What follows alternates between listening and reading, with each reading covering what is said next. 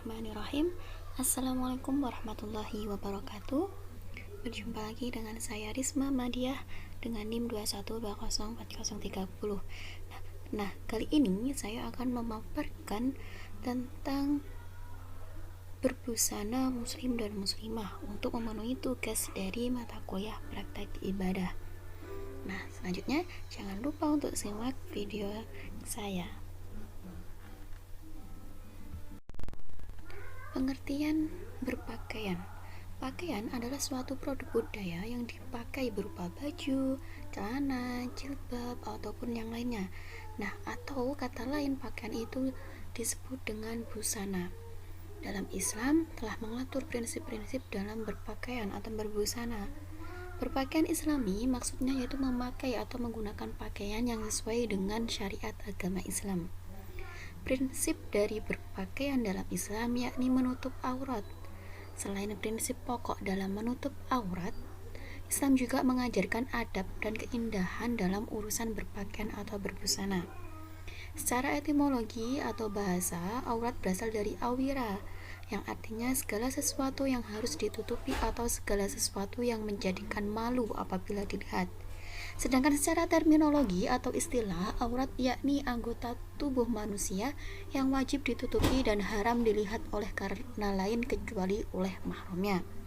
Nah, kita tahu untuk aurat dari laki-laki yakni batasnya dari pusar hingga lutut. Sedangkan untuk perempuan yakni seluruh. Ada yang mengatakan seluruh anggota badan kecuali wajah dan telapak tangan. Tetapi ada juga yang mengatakan seluruh anggota badan termasuk wajah itu adalah juga aurat. Adapun dasar hukum dari seseorang itu untuk menutup auratnya yakni pada Quran surat Al-Ahzab ayat 36. Dan tidaklah patut bagi laki-laki yang mukmin dan tidak pula bagi perempuan yang mukmin apabila Allah dan Rasul-Nya telah menetapkan suatu ketetapan, akan ada bagi mereka pilihan yang lain tentang urusan mereka. Dan barang siapa mendurhakai Allah dan Rasul-Nya, maka sungguhlah dia telah sesat yang nyata. Adapun fungsi dari pakaian, yang pertama, fungsi religius. Nah, dalam fungsi religius ini, berpakaian memiliki pengertian bahwa pakaian itu adalah perintah agama Islam dan setiap muslim maupun muslimah wajib menutup auratnya. Dan perintah menutup aurat dengan berpakaian sesuai dengan syariat Islam untuk menjaga kehormatan dan harga diri manusia itu. Yang kedua, fungsi etika. Dalam fungsi etika, pakaian merupakan cerminan dari nilai-nilai kesopanan yang berlaku di masyarakat.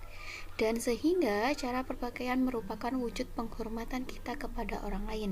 Oleh karena itu, ketika kita mau berpakaian, pakailah adab-adab yang baik dan menutup aurat agar terlihat sikap sopan kita terhadap orang lain. Yang kemudian ada fungsi estetika, yakni menunjukkan berpakaian itu adalah nilai seni dan keindahan.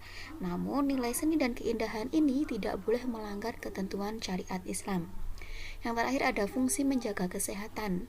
Pakaian dapat melindungi kita dari berbagai penyakit dan gangguan alam seperti ada musim dingin, musim panas, ataupun sebagainya.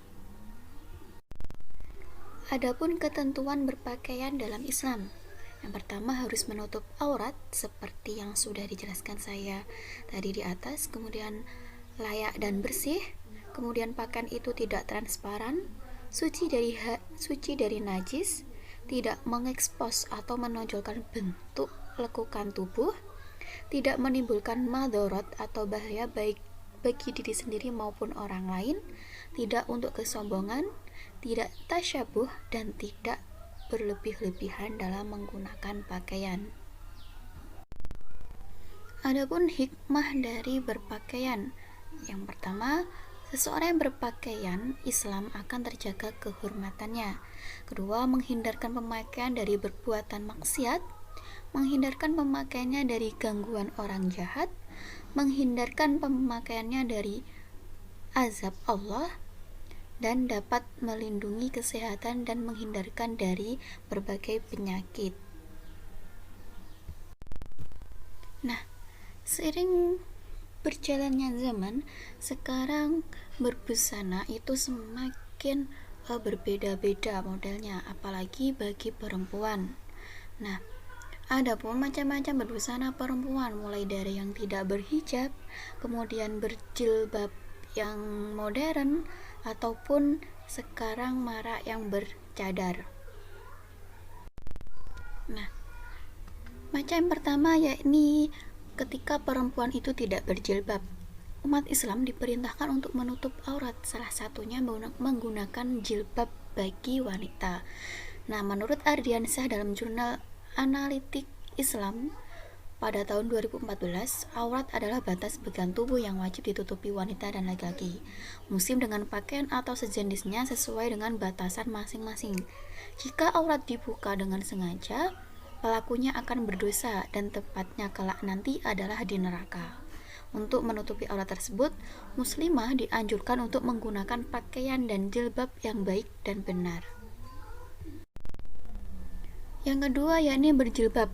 Kita tahu jilbab semakin modern dan bentuk-bentuknya semakin bermacam-macam. Nah, di sini saya mengutip dalam bukunya, buku yang berjudul Jilbab ini karangan dari Kiai Haji Quraisy Shihab menyampaikan bahwa para ulama terbagi menjadi dua dalam memahami soal aurat perempuan. Yang pertama, ulama yang berpandangan bahwa aurat perempuan adalah seluruh tubuhnya. Dan yang kedua, itu ulama juga mempercayai bahwasanya seperti ulama yang pertama, aurat perempuan adalah seluruh tubuhnya, tapi ada pengecualian pada wajah dan tangannya. Sedangkan menurut Muhammad Ali Al-Hasan Al-Baghdad dan Abdurrahman Faris Abu Aulia, pendapat yang senada juga dinisbatkan kepada Abu Yusuf selaku santri dari teman Imam Abu Hanifah. Beliau juga menyampaikan bahwasanya kedua tangan perempuan juga bukan termasuk aurat yang wajib ditutupi. Sehingga sekarang seiring berjalannya zaman, banyak sekali perempuan dengan model hijabnya, mungkin yang tidak menutup telapak tangannya atau tidak bercadar.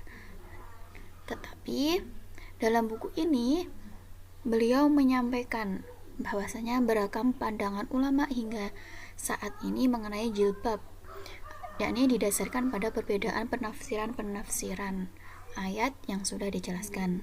Nah, beliau sepakat bahwa perempuan tidak boleh keluar rumah dengan mengenakan pakaian terbuka.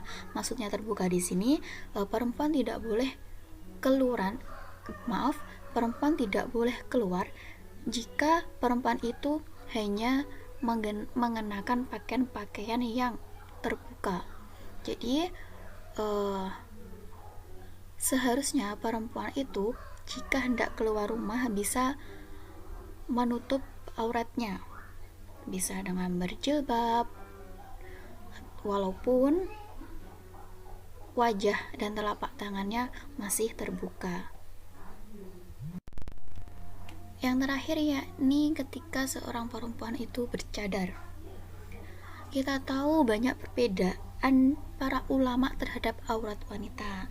Dari mayoritas ulama seperti mazhab Hanafi, mazhab Maliki, dan sebagian besar mazhab Hambali itu menyatakan bahwa wajah perempuan tidak termasuk aurat sehingga tidak wajib untuk ditutupi. Tetapi sebagian ulama mazhab Syafi'i juga menyatakan wajah perempuan termasuk aurat, maka wajib ditutupi. Sehingga dalam hukum bercadar pun para ulama juga berbeda-beda. Yang pertama menurut mazhab Hanafi, di zaman kita sekarang wanita muda itu dilarang memperlihatkan wajah di antara laki-laki, bukan karena wajah itu sendiri adalah aurat, tetapi lebih karena untuk menghindari suatu kefitnahan atau kemadharatan dari si perempuan. Sedangkan menurut mazhab Maliki berpendapat bahwa dimakruhkan wanita memakai cadar atau menutupi wajahnya sampai mata, baik dalam sholat maupun di luar sholat, atau karena melakukan sholat, atau tidak karena hal termasuk berlebihan. Dan lebih utama, cadar dimakruhkan bagi laki-laki kecuali ketika hal itu merupakan kebiasaan yang berlaku di masyarakat tersebut, maka tidak dimakruhkan ketika di luar sholat. Adapun dalam sholat, mazhab Maliki memakruhkan. Mereka menyatakan bahwa wajib menutupi kedua telapak tangan dan wajah bagi perempuan muda yang dikhawatirkan bisa menimbulkan fitnah apabila ia adalah wanita yang cantik atau maraknya kebejatan moral. Sedangkan menurut mazhab Syafi'i, berbeda pendapat mengenai hukum memakai cadar. Satu pendapat menyatakan bahwa hukum mengenakan cadar bagi perempuan adalah wajib, dan sebagian besar itu juga mengatakan bahwa hukumnya adalah sunnah. Dan ada juga yang menyatakan khilaful aula. Selesai sudah pemaparan materi saya tentang berbusana ini.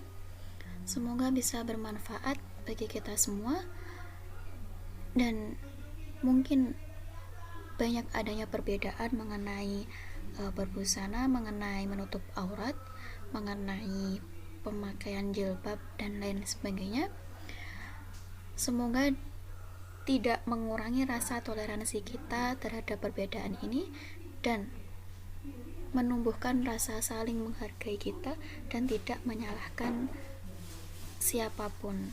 Sekian dari saya. Apabila ada salah kata, saya mohon maaf. Akhir kata, wassalamualaikum warahmatullahi wabarakatuh.